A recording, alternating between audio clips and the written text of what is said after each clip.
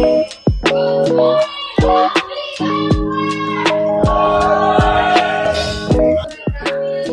by the way, my name is Jeronimo Roy, a former OFW sa Japan for 3 years.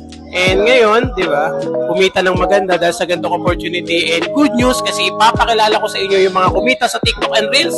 Ito sila. Hi! I'm Lim Siminsalan, former OFW sa Taiwan at dati lang ako nag-how dito sa TikTok pero ngayon kumikita na ako ng 1 week income ko na 35,000 pesos. Hi! I'm Catherine Can, former OFW sa loob ng 4 years sa bansang Kuwait and Saudi. And syempre ngayon kumikita tayo ng 30,000 in just 2 weeks gamit lamang ang Facebook at TikTok.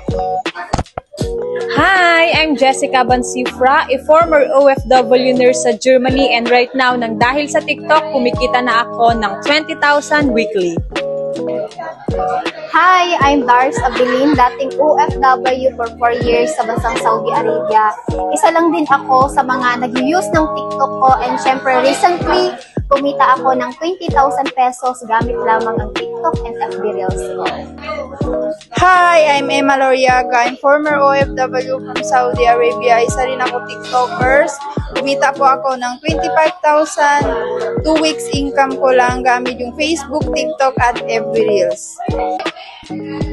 Kung sila nagawa nilang kumita sa TikTok and Reels, I know for sure kayang-kaya mo din. And just comment how below para maituro ko sa iyo kung paano para matulungan kita.